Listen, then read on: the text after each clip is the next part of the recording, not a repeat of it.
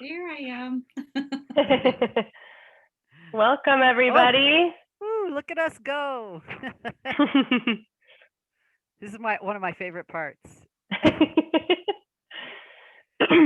So you ask them to put in the chat where they're coming from tonight? Yes, please. Tell us where you're from, where you're tuning in from. And tell us if you've ever been to Iceland, too.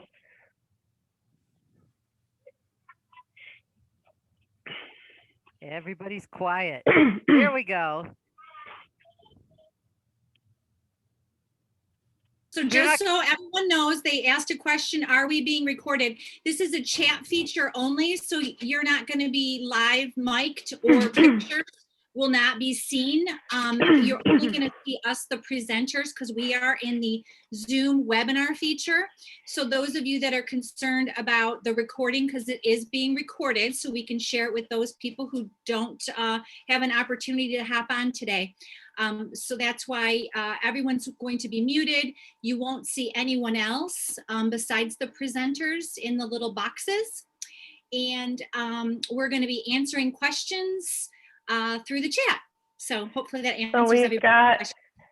Thanks, Candace. We've got some New Jersey, Boston, Texas, Charlotte, couple Texas, Colorado, another New Jersey, Denver, Heidi, California, Maryland, Florida, the whole kit and caboodle here. Toronto, Wisconsin, yay, Wisconsin, San Francisco, New York, another Toronto.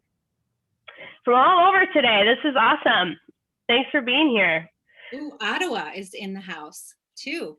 A Canadian. Oh, and I see Rob Francis. Rob, if you want to put your comments in the chat box and your questions in the Q&A, then everyone can see them better. Thanks. Kendra from Kansas City, but a Wisconsin cheesehead at heart. Good job, Kendra. Heidi too. She lives in Colorado, but she's a cheesehead at heart. Yoo-hoo! You cut me, I bleed green and gold. I'm still getting over this weekend. Don't be salty. It's, you know, the goat, Tom. Oh, please. Come on. He's almost, I'm only a few years older. I'm only a few years older than him. That's why I love him to death. He's an Montreal, old man. Iowa. I'm with you, Deborah. Awesome. Should we get started, guys? Yeah. Okay, great. So welcome, everybody. Thanks so much for being here and spending your Tuesday evening with us. My name's Angela Isherwood. I'm one of the travel advisors that is in collaboration with a couple of my colleagues, Heidi and Candace, who are here today, and also Maria, who is not currently on. But we all sponsor some groups in our local areas called Eat, Drink, Travel. So maybe you found us that way. Maybe you found us through Eventbrite or some other sort of channels, or maybe you're past clients of ours. So wherever you're coming from, we appreciate you being here, and we're excited to bring you these really fun virtual vacation events. And this one is really exciting. This one is about Iceland. So we're also joined today by one of our partners who specializes in Iceland, the Faroe Islands, and Greenland. So he has a very niche, very specific business, and he's been to Iceland over 50 times, I think. Chris, you can correct me if I'm wrong, but he... Twice that. over 100 times. He is actually the Condé Nast specialist for Iceland. He won an award for them, Trip of a Lifetime, for one of the amazing itineraries he put together. So he is highly lauded, and he is very passionate about the country, and I think you will find his presentation very inspiring and entertaining. So let me just quickly share my screen, which I'm sorry I didn't do that before. I'm going to share our presentation just so you guys know where to find us. So as I said, my name's Angela. This is all of our contact information: Angela, Candace, Maria, and Heidi, and our email addresses. If you feel inspired after this presentation and want to get in touch about planning a trip to Iceland, we're your gals. We also, as I mentioned, we have our meetup groups, so you can see the links to each of our meetup groups. We're in Tampa Bay, Detroit, the Lake Country, Wisconsin area, and in Denver or in Colorado, the chapter of the Rockies chapter that Heidi heads up. We're also on YouTube. We record all of these presentations and then we put them on our YouTube channel at Take a Virtual Vacation. So you can find us there. And then we also have 2 Facebook groups for these events, the Take a Virtual Vacation private Facebook group and an Eat, Drink, and Travel private Facebook group. So lots of ways to get in touch and communicate with us. So we are looking forward to fostering this community. And then, so I just wanted to share a couple of fun quotes before I kick it over to Chris. So this one says, the problem with Iceland, driving around Iceland, is that you're basically confronted by a new soul-enriching, breathtaking, life-affirming natural sight every 5 goddamn minutes. It's totally exhausting. Yeah. And it's just the truth. I found this really, really funny because it's absolutely true. Everywhere you look when you are driving or touring is just more breathtaking than the next. And I think you'll see that in the pictures that Chris is going to share. Here is just some pictures of Heidi and myself on our trips to Iceland. I went in the middle of March and it was really, really super windy. This picture here, we were practically like falling over the cliff. It was so windy, but it was so much fun. Again, just breathtaking scenery and one of the most otherworldly places I've ever been. The last quote I wanted to share before Chris takes over is that this is from Bjork, and she said, people are always asking me about Eskimos, but there are no Eskimos in Iceland. And I think that this just goes to show that people don't know a lot about Iceland. It's very unique. It's very kind of mysterious as to what's actually there. You know, people think it's just cold and icy or the weather's always bad. So there's a lot of really interesting facts that Chris is going to share with you about the country that I think will open your eyes to exactly what this destination has to offer. So Chris, without further ado, I'm kicking it over to you. Hey, thank you so much. I'm going to just put the slideshow right on if I can. 1 second. I think I have to just, here we go.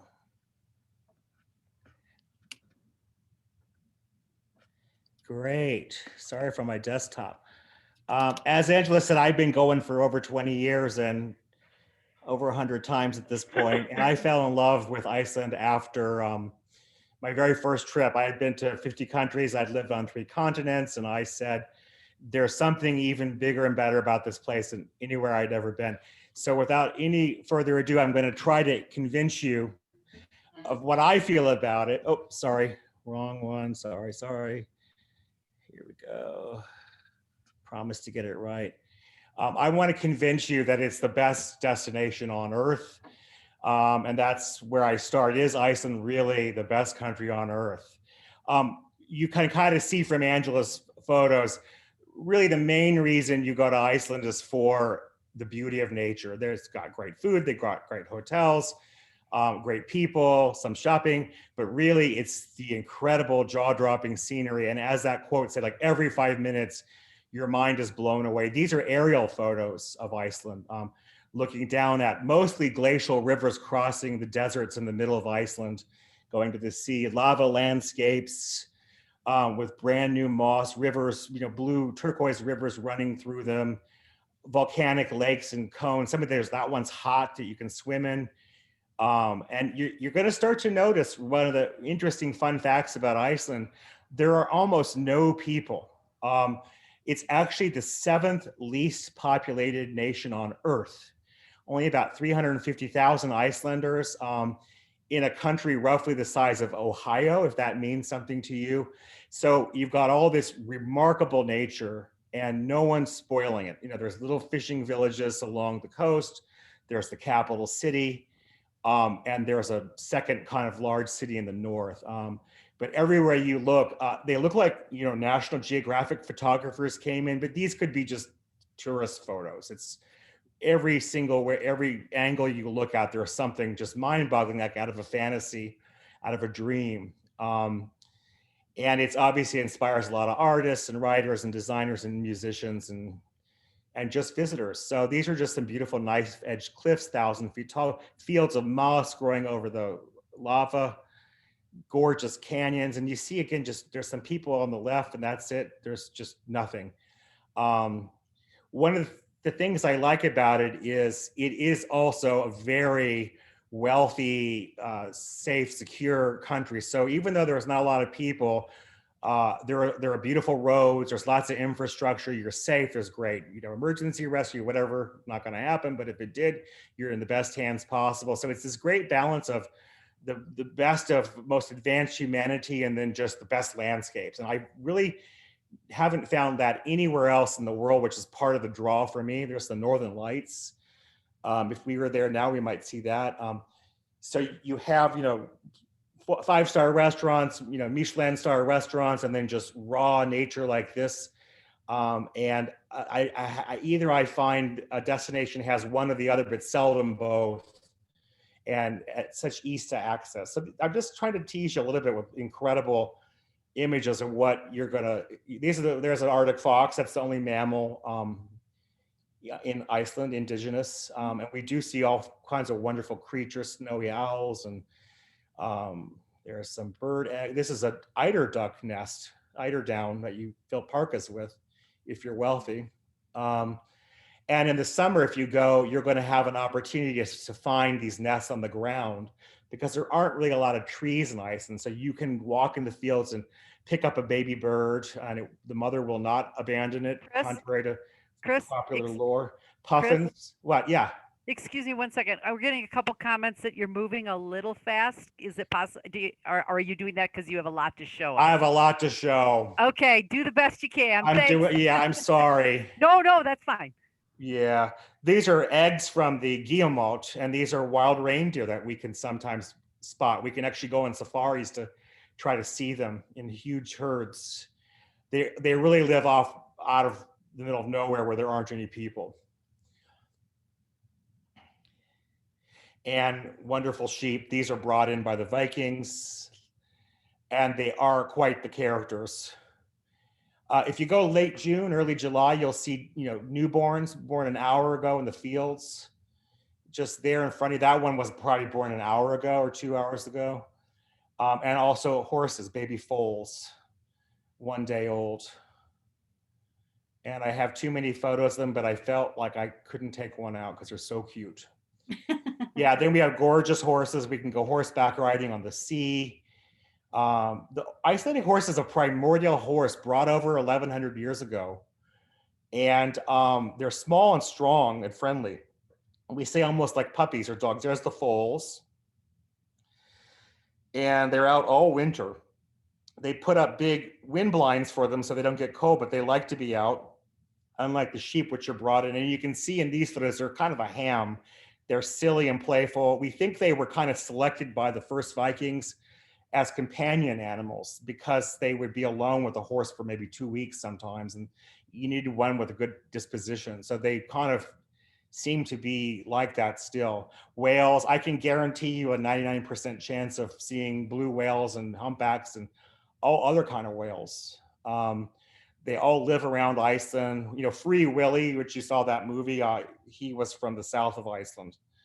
And then there are people, they have amazing houses in just the most remarkable locations. Just magical, inspiring views. Many of these photos I took with my iPhone, just to let you know. So it's not like I'm a pro. You will see that when you get there. And you see that island, there's one farmhouse on it, and I think I have another. There's another with a farmhouse. So it's really amazing to imagine people living in these incredible locations. So now let's talk about Iceland. Why is it so amazing? To understand why it's so amazing, we're going to give you a geology lesson. I'm going to try to make it interesting. The whole trick to Iceland is where on the planet it is. Do you know where it is? And as Angela said, a lot of people don't know a lot about Iceland. Most people have flown over it many times and have no idea where it is. One of my best friends thought it was on the south coast of New Zealand. I just took that away. It's not Australia, New Zealand. It's not in South America, obviously. It's not in Africa. We're going to see if you can figure it out. It's not in the Middle East. It's not in Southeast Asia. We're getting it down. It's not in Alaska, or I'm sorry, that's Siberia that we just took away. And now we take away Alaska. People think it's in Alaska. It's nowhere in northern Canada. It's not really in Europe, although technically it's part of Europe. And it's not even, that's Greenland I just took off the map. It's not even technically part of Scandinavia. And obviously it's not the United States. And what's left is a tiny speck floating in the North Atlantic, the size of Ohio. And there it is after a snowstorm from outer space. That's a NASA satellite photo. So already we're in a really interesting location, and it seems crazy and impossible, but you can go there easily. So what's making it unique is this thing called the Mid-Atlantic Ridge. This is a tectonic, it's a fault line like the San Andreas Fault. And here the Earth, the tectonic plates that are holding up the Earth are parting west and east. North America is all on the left, Europe is on the right, and every year they pull apart about 3 centimeters, and Iceland gets a little bigger every year. And so I actually, to show this, because I couldn't find photos, I actually got this helicopter. I don't fly it, but I had a pilot who took us up, and I'm going to show it to you because it's really important to understand what's going on, because this one line, there it is, there's the Earth pulling apart like a crack. These canyons are about 1 story to 2 stories tall. They're not very big. And you can see the big one, but even to the left and the right, there's new skinny ones. You see those lines? They're just like a faint line. Those are going to become big someday too. And the Earth here is pulling apart. And that's really important to everything you know or you will know about Iceland. Sometimes they fill with spring water, and we can go scuba diving or snorkeling, depending on your skill level. It looks like they dumped food coloring in there to make it blue, but that's the natural color of the spring water. It's cold water, but something, this is very easy to access to do, even if you don't have a lot of experience. Just really beautiful. So when the Earth cracks open, guess what happens? The lava from the inside can come out. And you've all heard, of course, about the famous volcanoes that disrupted flights. You're highly unlikely to see a volcano for a couple reasons. They don't happen that often, but they also happen kind of in the middle where there aren't any people. So it's actually kind of hard to get in. And the government, of course, says you can't go in. And then every Icelander sneaks in that they can. And actually, my 2 best friends there are married, but they went on their first date to look at a volcano erupting together, which I think is a great story. And they're beautiful. I mean, look at that. You can take tourist flights over them and things like that, which you'll see in a minute. Really spectacular. Just let you look at some pictures for a second, and then we'll go on to the other things that happen in Iceland. There's a tourist, or probably a tourist, getting a little too close. There's a tourist flight going really near. And the reflections on a river, they're not standing on lava, but it's quite spectacular. What's left over are volcanoes, and you can climb these. Like that's one you can climb really easily up in the north. That's about, you can walk around that whole rim. It's about, I don't know, 8-foot football fields across. It's huge. And then it creates lava in the most amazing forms. These are actually giant 6-sided crystals, 5 feet across. Look at that. They could be 100, 500 feet tall. They look like architecture. There's a whole valley made of them, but they're natural. They're just giant crystals. If it's not lava that's coming out, it's steam. And this is actually very common to see, especially along that line that I showed you that's active. And this is the helicopter again. We went up way up in these geothermal mountain ranges that are still seismically active. And you're going to learn about them later on because there's some other wonderful things about these mountains. But you can see they just, I'm probably the first person to set foot there ever, if not in hundreds of years. And they're quite dreamy and mysterious and strange. It looks like you're on Mars or something. And you can wander these fields and just kind of, they're warm and they smell like matches or eggs. There's something kind of grotesque and beautiful and fascinating about them all at once. And it's kind of like probably these are my guides showing us one up close. It's probably your closest experience to being on another planet. We take people up in this range, and these are my guides. They take you mountain biking if that's your thing. But if you're not so athletic, there's other things to do up there. And they're going down in the valley, and you kind of see the steam moving. up in these stills. And I think that's probably the last one. So one of the ultimate joys is hot springs. So look at that. They're like looking at finding a sapphire. You know, they're just this beautiful turquoise blue, sapphire blue pools of hot water. And they're all over Iceland. Some of them we can get into, some of them you shouldn't. And this is one spilling out lava fields. That's the hot lake I mentioned.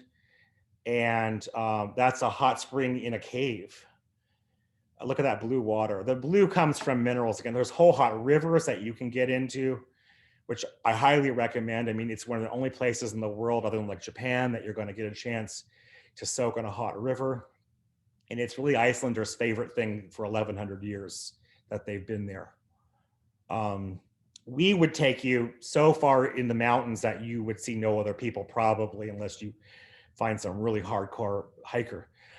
There's this other thing that's quite fun, bubbling mud pots. So it's kind of a cross between a hot spring and a steam vent, and they are strange and wonderful and again, very smelly.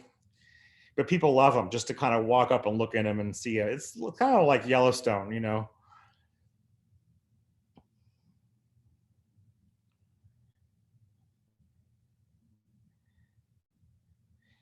They're great photography opportunities. And again, you see just no people. This is a great side. You see heather blooming in between the hot springs. This actually blooms in the winter because the ground is so warm. And the most famous hot spring is the geyser. There it is. So let's talk about the geysers. Every geyser in Iceland has a name, like, you know, like Joe, Mary, Sue. And the famous one was named Geyser. And it's been famous for hundreds of years, internationally famous. So as a result, all the geysers in the world are named after the one in Iceland, but there's many in Iceland. The actually famous geyser kind of stopped erupting 100 years ago or so. And now there's one next to it named Strokur. And this one goes off about every 4.5, 5 minutes. So you don't have to wait an hour for it. And you can get a few in with just standing around for a few times.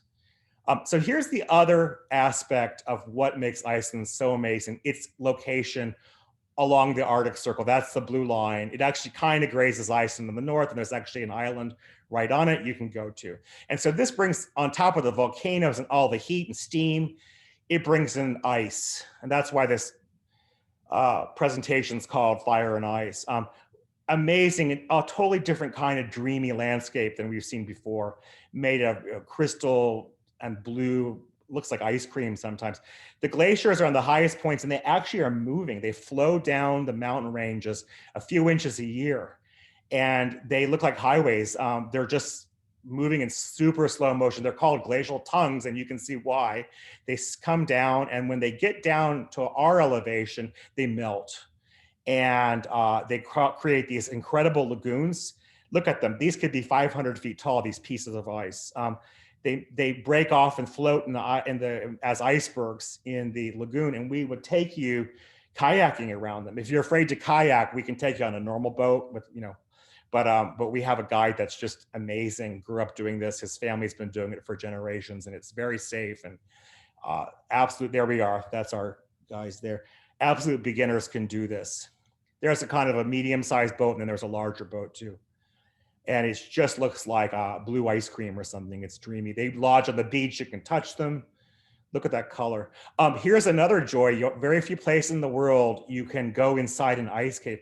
There are actually hot springs under the glaciers, and they melt the ice from underneath and create these caves. And the light comes through like a blue glass room. Some of them are quite large. You can only go in with a guide, which we take you in. You can actually, even if we throw a little money at it, you can have it all to yourself, which is kind of neat. And look at it. I mean, it's as magical as snorkeling or something in Australia or something. It's just luminous and dreamy and magical. And you can see that little guy in red, how big these things are. Here's another bonus, okay? Only on the Arctic Circle, the Northern Lights. And actually not much below and not much below. They don't have Northern Lights on the North Pole, for example. And I'll show you a slide at the end of this. But they are life-changing. I mean, even Icelanders tell me they never, ever get tired of them. They will always stop and what they're doing and pull the car over or go outside and watch them. And they come in, mostly green, but look at these incredible colors: pink, red, purple. Green is the most common, as you can see, but look at that. I mean, they go from one horizon to the other. They move like as fast as a fish swimming above you. And it's quite amazing. We start to see these actually as early as mid-August. And then they go through mid-March. They don't happen other times because there's too much daylight. They're happening, but we can't see them. So if you come in June, you get the baby birds and the wildflowers, but you don't get these auroras. So you kind of have to choose and look at that mountain range with incredible display over it. That's one going over one of my favorite waterfalls over this beautiful, the most beautiful mountain in Iceland. There it is again. This is on a sample itinerary we're going to give you. This is from outer space. And the next slide I'll show you, see that circle, that's kind of going around the north. And it doesn't happen inside that or outside of it. So yeah, as incredible as this place are, there's people living there and they're kind of characters. And they get to live in this amazing location. And, they, on a weekend, they go out to places like this and hang out and just enjoy nature. They all love nature. They like to camp. Camping is like almost a #1 pastime. And you can see why. You might want to camp too if you could be in places like these. Little Icelandic twins in Icelandic sweaters.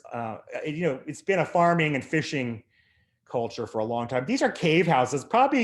These were probably inhabited before the Vikings by monks, Christian monks. So before 1100 years ago.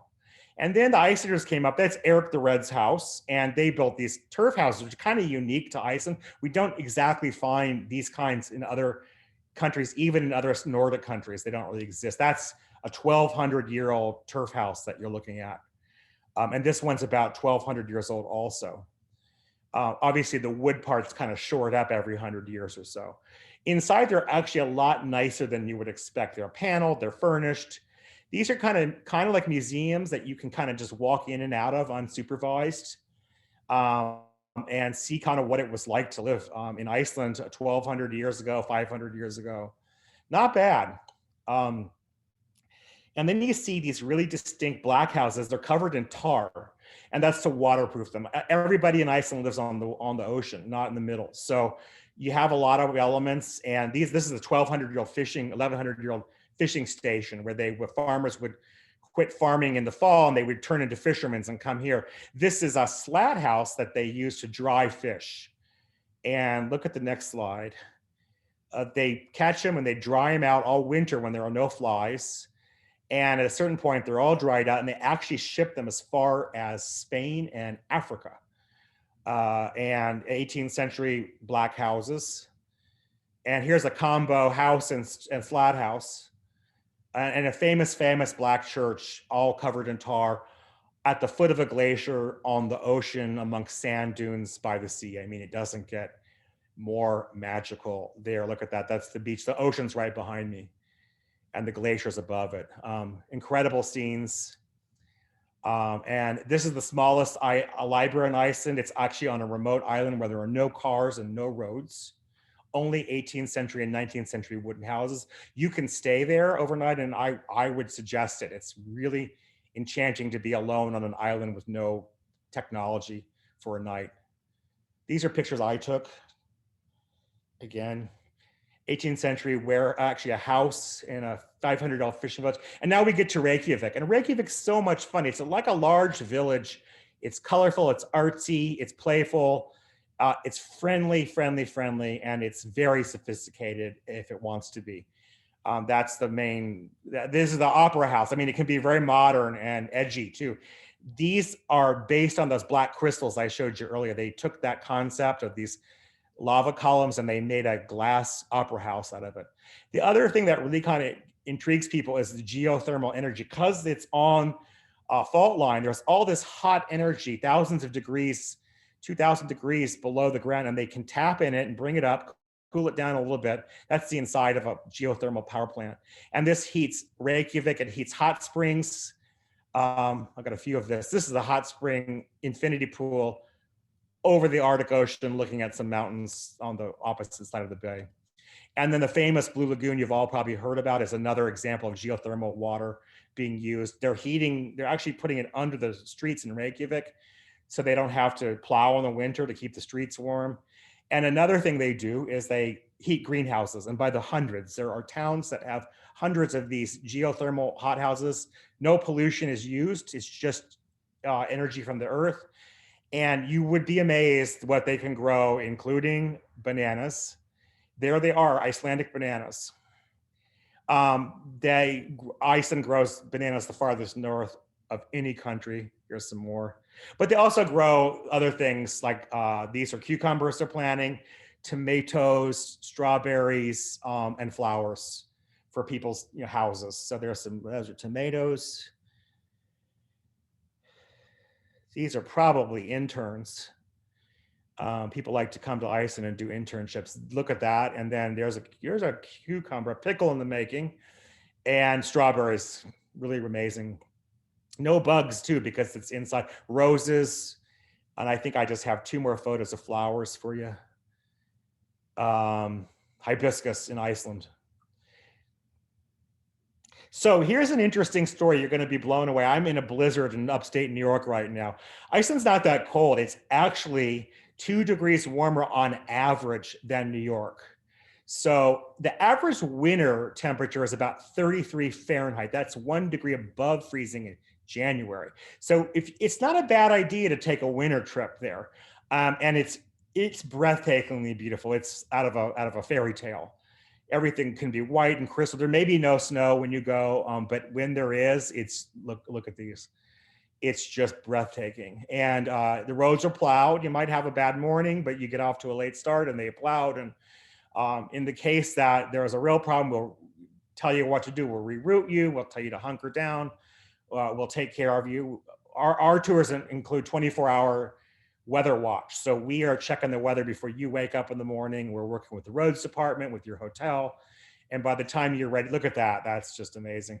By the time you're at breakfast, we've got a plan for you. And it seldom happens, but it could, and we're here for you. Again, these delectable colors. So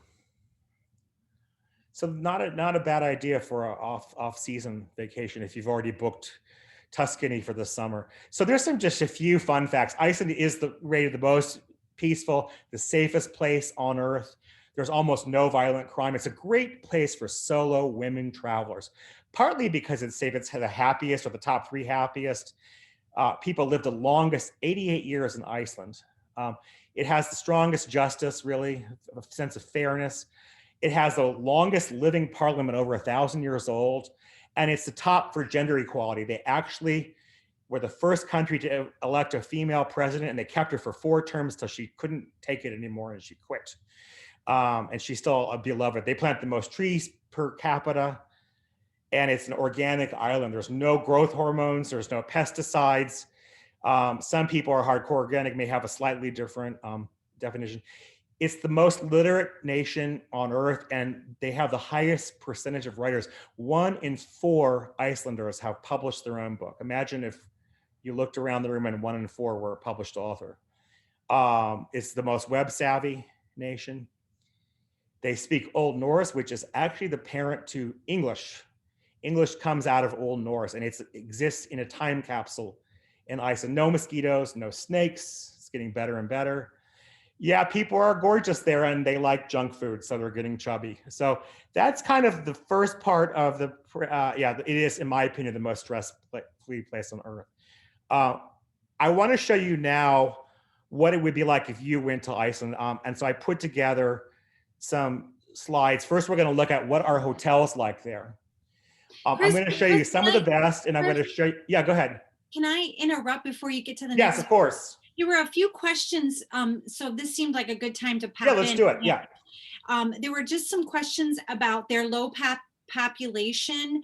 Yeah. And are all the people there indigenous people that, were descendants from Vikings? And is there some reason why there isn't a lot of people in Iceland? Yeah, what a great question. There's about 350,000. When I first started coming there, 280,000, and it's grown in 20 years. And they've been there for 1,000 years, 1,100 years. They came around the year 874. That's when the first permanent settler came. There were probably Norwegian Vikings coming before that for the summer. But the first guy put down a house. Here's the craziest story. His house, the first settler, they know his name, is in Reykjavik. They were digging a parking lot under a hotel. And since there's such a high history of literacy in Iceland, they had records and they kind of knew he was there. And then they found his turf house. They found a whole peat brick house, 1,100 years of the first permanent settler. So it's a museum. You can take an elevator down. They found a way to preserve the peat bricks, and it's amazing. So a lot of Icelanders most Icelanders, many, can trace their lineage back that far. There's a guy named Leif Erikson, and guess who he's a direct descendant of? Leif Erikson. So they came from Norway. They swung by Ireland to grab some women as slaves, and then my joke is by the time they all got to Iceland, the women were running everything. And it's kind of true. Women there is really gender equality, and we read the sagas that women have control, power.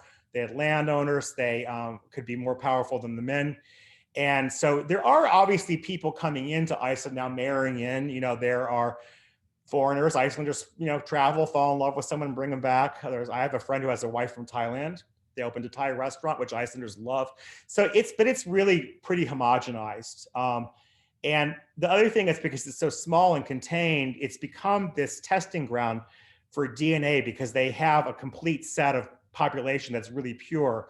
So everyone in Iceland at one point agreed to give their DNA, every single Icelander, over to this genetics foundation, and it helps them figure out things like cancer and stuff like that about genetic diseases and everything else. So I hope that answers the question. The answer is yeah.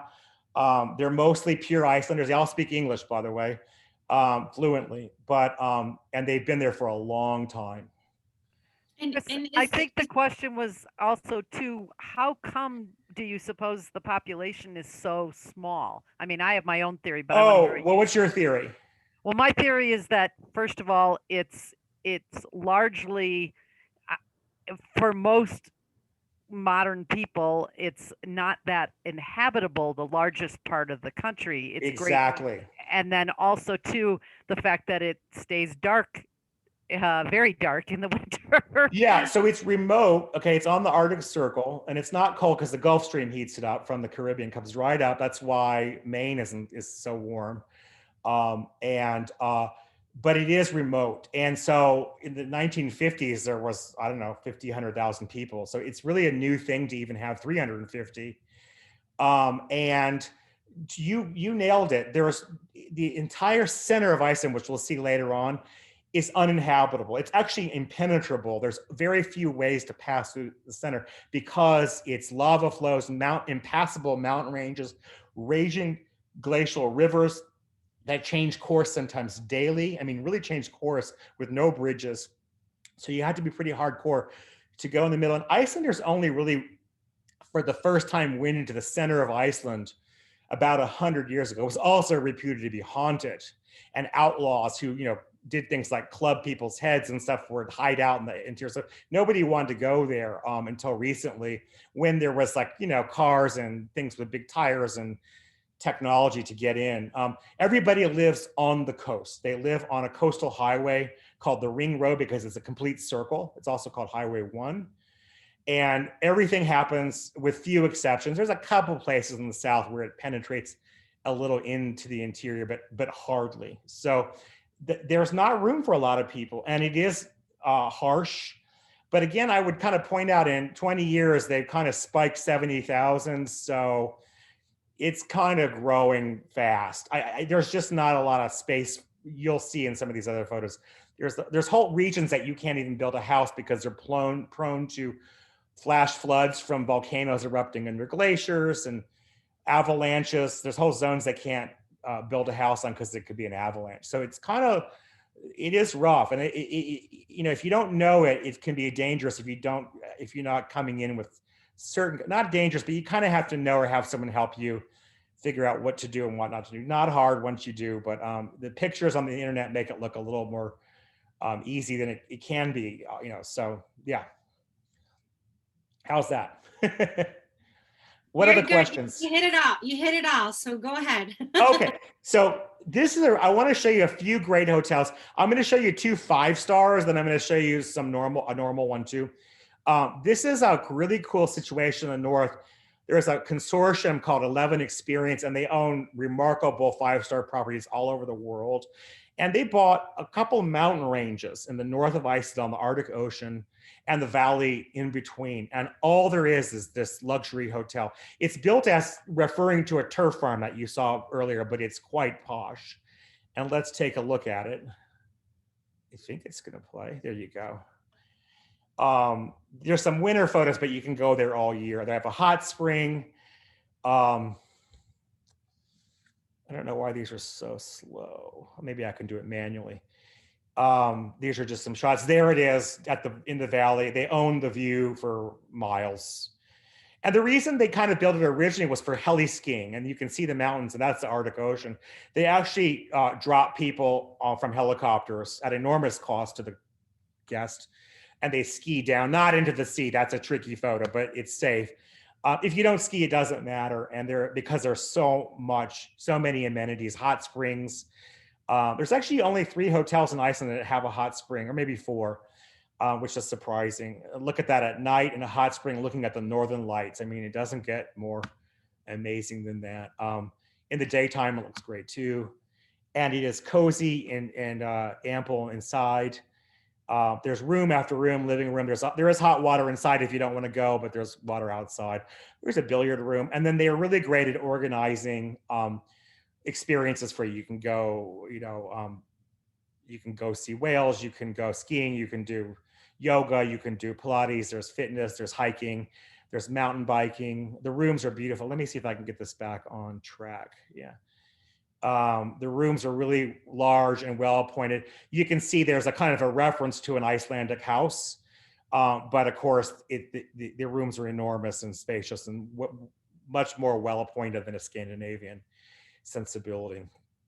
I'm going to try to go through these. This is a private room with its own fireplace. Beautiful bathrooms. There's a sauna in that one, in that wooden room you see on the right. And if you come in the summer, it's just as nice. You just don't ski. Although you might even be able to ski in the summer. Here they're going called fat biking. These are bikes with fat tires. Here's another one. Now, you all have heard of the Blue Lagoon probably. And that's approaching it. This hot water is spilling into lava fields. And there's a famous lagoon for tourists. They always had a great hotel called Silica. And it was formerly the nicest hotel in the country. Probably about $600 a night. But then they decided just to go for it, and they way outdid this stuff, and they built a 5-star. And here it is. It's called the Retreat. This is beyond anything anywhere. You have private lagoons. These photos I took in the morning. Look at that frost that formed on the lava. I thought that was so beautiful. And everybody has their own private furnished terrace. This is a suite with views of the lava, and some of them have views of the lagoon. You wander around. There's almost no people there. But these are 4 figures a night starting, and they can go up to 2,000-3,000 a night easily. They have a Michelin recommended restaurant, which is pretty rare in a hotel. And there's all kinds of areas you can get massages and all kinds of treatments and facials, silica mud masks, and that's another suite. This was from my room. I had this kind of neat furniture outside. Another view. That's a tourist photo, but it's beautiful. There's a room you can wander into, and it's just like open to everybody, and it has an open bar. It's honor system. You just write down what you drank and that you poured yourself. It's that kind of a place. And that's another view of the sun coming up in the morning in the winter from my room. This is the lobby, and that's where you have breakfast, and the best breakfast I've ever seen in my life. And this is the restaurant. Again, it's a Michelin star. It's a tasting menu. We can actually arrange something really great, which is for you to sit at the chef's table and have wine tasting paired with, by the chef with everything. And it is phenomenal. I mean, I've been to other Michelin star restaurants. I mean, it's kind of life-changing in a very interesting, small way, because it's just as much an experience, all the courses, all the ingenuity, the beauty, the creativity. They're cooking something on a table, kind of, it's just amazing. And it's as beautiful as it is delicious. So that's the retreat.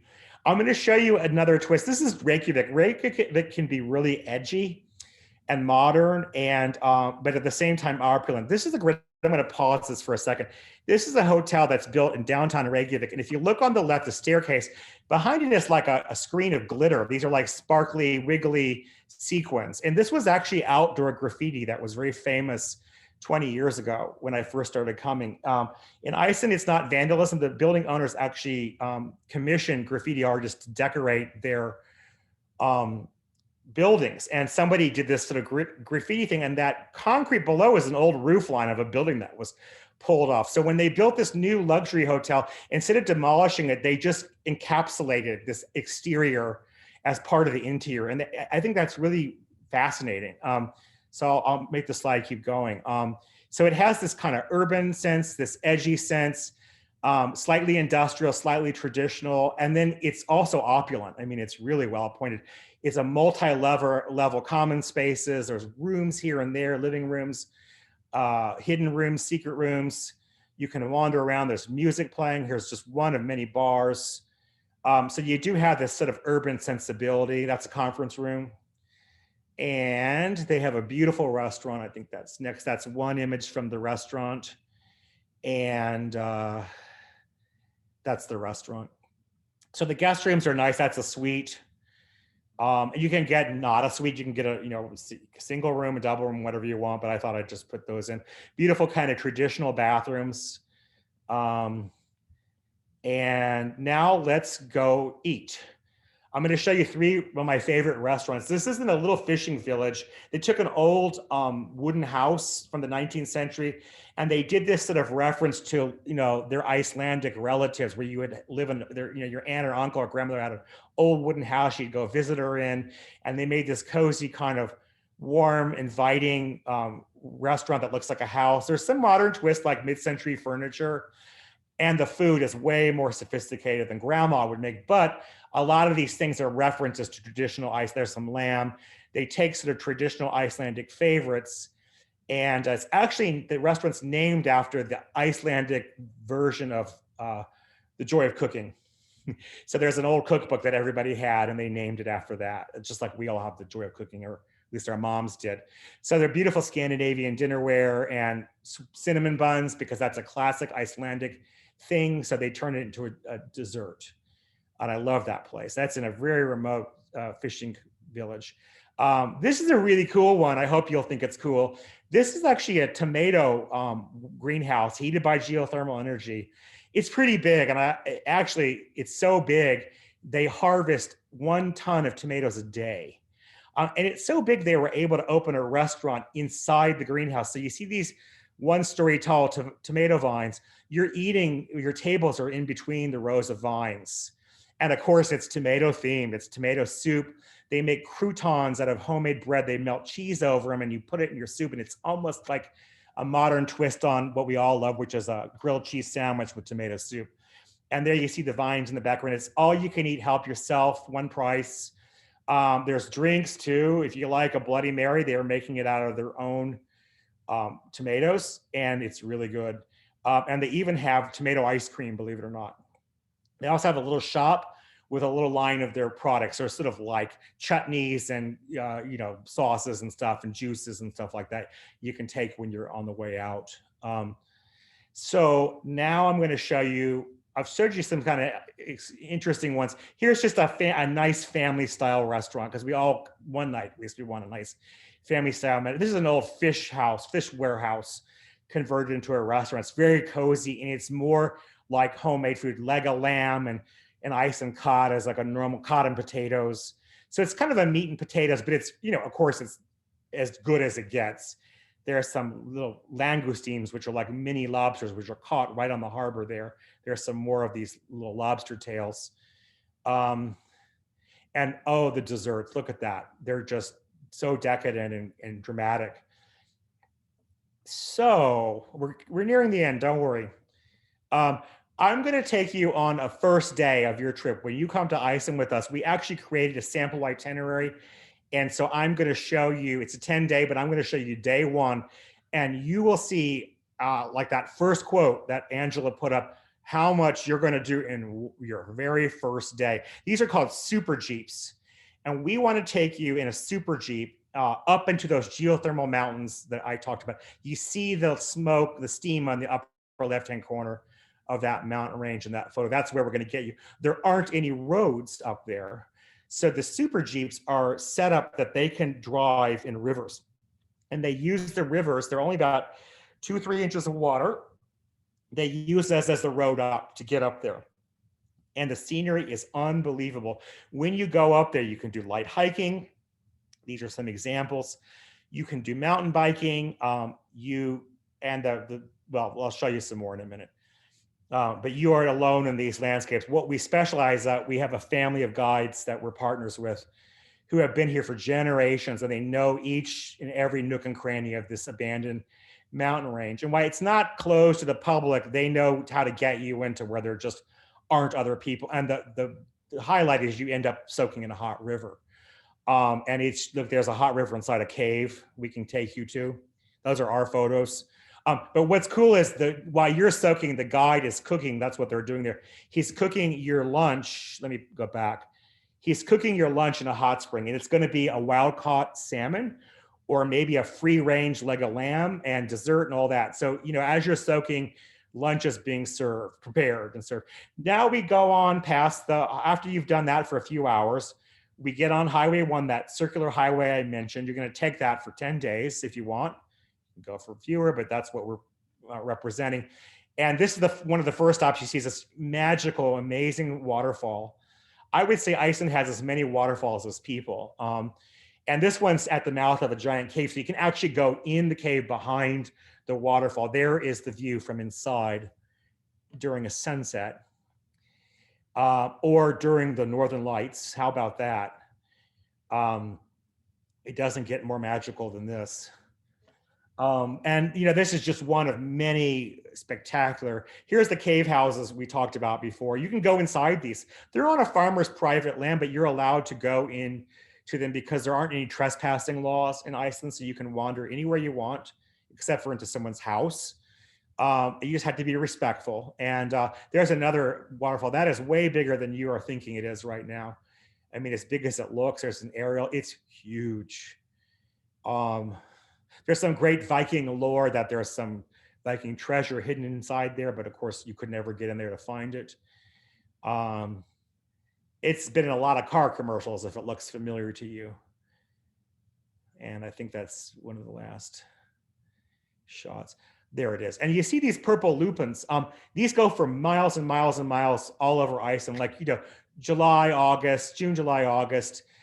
These are turf houses, another museum. You can enter the turf houses on your own. They don't watch you. Some Northern Lights. And this is what I highly recommend is wandering these. Pull the car over, get out and walk. Oh, that's out of order. I'm sorry.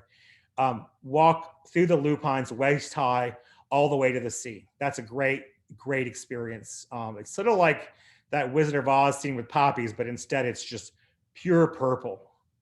And yes, they filmed the Prilosec commercials. The purple pill commercials were filmed here. She was wandering through the fields. Then you get to one of the 10 most beautiful beaches on Earth. It's ranked that. It's a black beach with sea caves and these magical 1,000-foot stone spires called sea stacks. And another life-changing experience. And there are those stone columns I mentioned. You're going to get some great views, and there's the sea stack in the distance. There's a cave, that's made out of them, and you can wander inside there. It's like a cathedral. Look at them hanging over you, actually. And I think I have a shot in looking out at the ocean. Great place for a wedding photo. But this shows you scale. I mean, look how big they are. That they got the bride and groom up there, and they're as way bigger than a person. What a beautiful image. And this area is known for puffins. There are other areas in Iceland, so if you want to see a puffin, you got a good chance here. But if we miss them here, I've got other places to show you. But they're wonderful. You have to get there kind of June to August, and then they go away for the winter. And then we come to our first night, Vik. It's a fishing village on the south central coast, all surrounded by these purple flowers, a beautiful church on a mountain. And here's your hotel. And this is like not a 5-star, but it looks a lot like the retreat. But I wanted to show you like a normal hotel isn't bad in Iceland. It's pretty glamorous. It has all that kind of modern sensibility. It's kind of Scandinavian, great views. That's breakfast or dinner. Lounges everywhere. These have lava stone walls. Cozy places to kind of hang out with your friends or travel mates. And a very sophisticated restaurant. Again, it looks as good as the 5-star to me. It is very good. There's a guest room, nice, modern, clean, very, very clean, cozy. This is a family style restaurant. If you're tired of really fancy food, this is like where the locals go. It's up on a hill and it's actually in the attic. Nice bread. There's the room, the ceiling beams on the second floor. And it's going to be meat and potatoes, salmon, or that's called Arctic char, that one. And I'm sorry, my slide went out of order. That's the bathroom. Sorry. Salads. Iceland actually has great salads, which nobody would ever guess. And there's a lamb and potato thing. So, and then if you wanted to do really fancy, I'll show you a little bit more of back to the hotel. And there's actually 2 great hotels in town that have really sophisticated menus. There's some scallops over fennel. How's that? That sounds good. That's a gorgeous dessert made out of like fruit sorbet and chocolate and everything else. Finally, there's a couple more. That looks like gravlax with dill or something on it. And I think, okay, that's it. So that is the end of my slides. And I hope that just shows you, like, you would have 10 days like that. And we try to keep the driving under, an hour to 3 hours. Some days there's no driving, so that you're just out in nature having a great time. And you're out in the wilderness during the day, and then you come home to something super cozy and even posh and comforting in the evening. So I'd love to hear more questions. Yes, Chris, thank you so much. Sure. Everyone is saying in the chat, that was a wonderful presentation. It looks absolutely magical. Lots of wonderful feedback. So a couple of questions. Can you touch on, somebody asked about that they heard it's one of the more expensive destinations for tourists. Can you quick touch on that? I think it's important to actually, it is ranked. Now, everybody has different rating systems.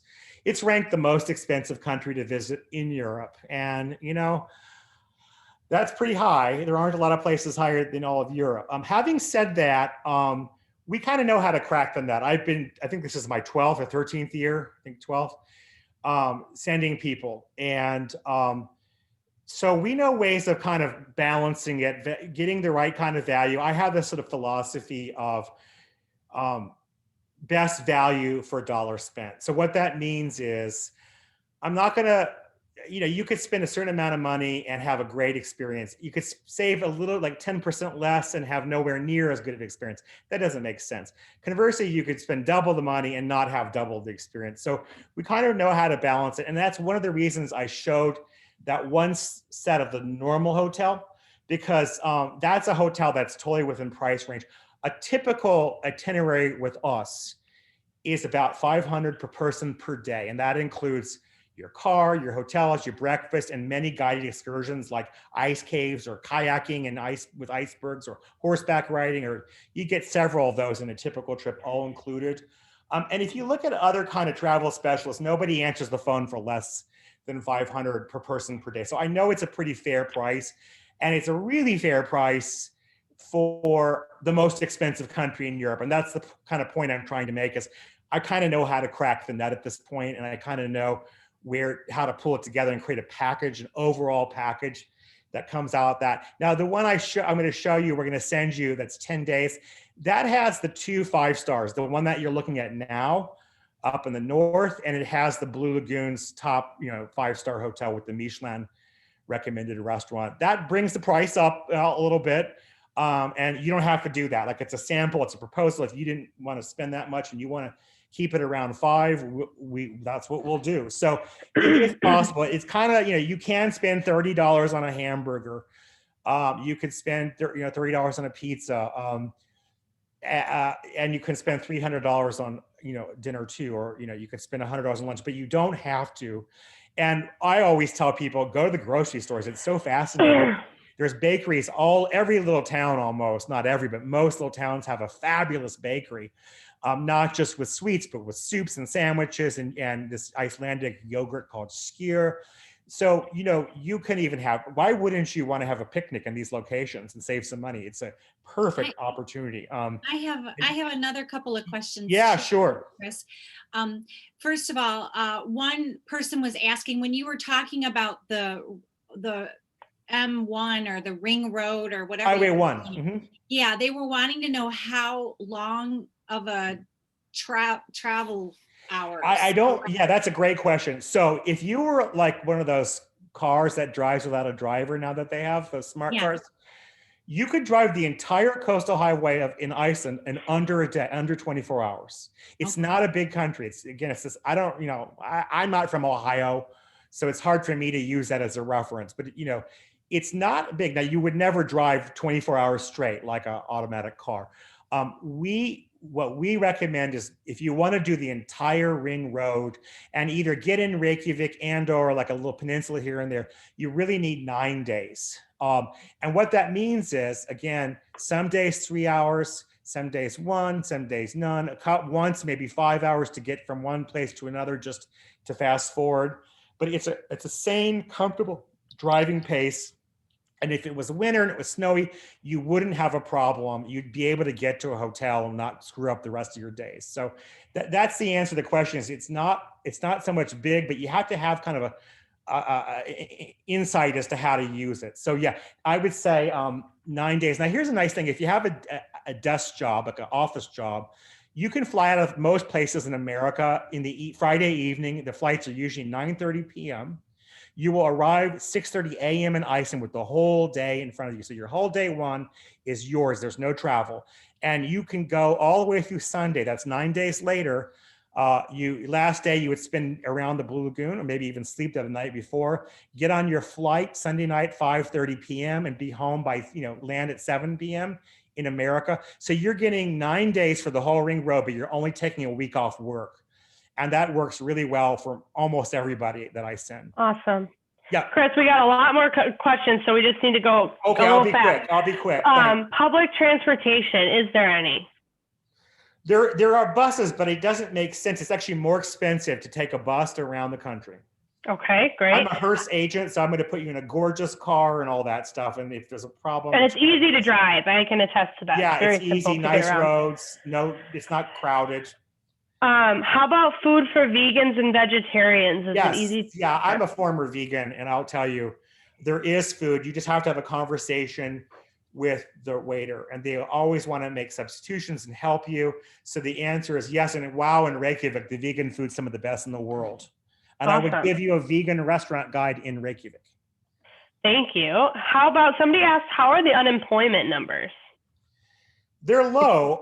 Iceland is interesting. It doesn't have to spend $750 a year on military like we do. So they pay about the same amount of taxes as we do.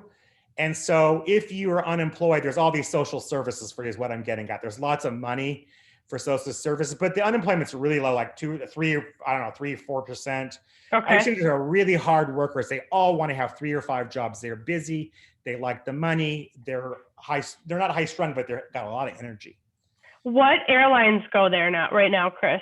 Well, the best airline for experience is still Iceland Air, but you can go often on Delta, and they do it in partnership with KLM.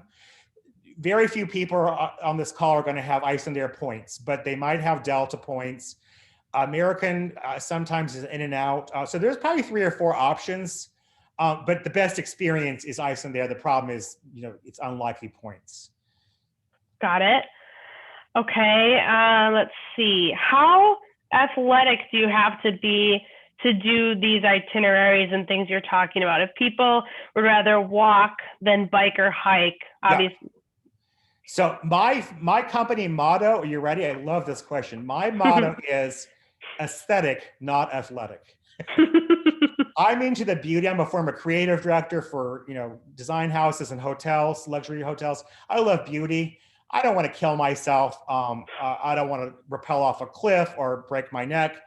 All the hikes are easy. Anything that we're going to send you on is, most people could do it. There may be a couple exceptions that you opt out of. So honestly, my typical client is in their 70s or 80s, and they're not, 20-year-olds bungee jumping. Okay, so awesome. Not hesitate. I even put my 75-year-old mother on an Icelandic horse. She hadn't been on one since she was a child, and there are horses there that are user-friendly for the most inexperienced, least athletic people. Great. Yeah. How about RVs? You can take you can rent an RV. If you wanted to bring one over in a boat, you could. Yeah, it's possible. Okay. We don't deal in RVs. In terms of for our guests, but someone could definitely do that. There's Okay. campgrounds. You could have a hot shower in a separate building. And then the last question, best month for a chance to see Northern Lights? September, October, November, maybe in that order. What happens is in the winter when you go deeper, it's not that there aren't Northern Lights, but it could be more cloudy or overcast. But we get them all the way into March. Perfect. Well, that sums up all the questions, I think. Wonderful presentation, Chris. I'm sure everyone could hear the passion and the amazing knowledge that you have about Iceland. So thank you so much for your time. Everybody, thank you so much for being here with us today and sharing your evening with us, learning about Iceland. Please, continue to watch our meetups. We have 4 more events coming up. They are, Chris, I'm just going to boot you off quick and share my screen. That's fine. Thank you. Nice to meet you all. Have a great one. Thank you, Chris. Okay. See you soon. See you in Iceland. Okay. So our 4 events coming up, we are doing a virtual event in Venice and the Veneto region of Italy with a wine tasting. We're going to Argentina and doing a discovery of Argentina with a wine tasting. Then in March, we have a balsamic vinegar and oil sort of experience, and we'll be talking about Italy, of course. And then we'll be going to South Africa in the middle of March. So we have some exciting events coming up, and then, of course, more on the way. So just please stay tuned. And then this is our social channels that you can follow all of us at below on the slide. I was also going to let everybody know we did, Angela did put in the chat all of the information on the first slide. So if you look at the chat box and you see the little 3 dots down in the bottom right-hand corner, you can go there and hit save the chat, and that will have you put the save text box on your computer, and you'll have all the information from the chat this evening, as well as information on how to get hold of us. Thanks, Candace. Yep. Thank you, everybody. Bye. Have a great evening. Bye-bye. Good evening.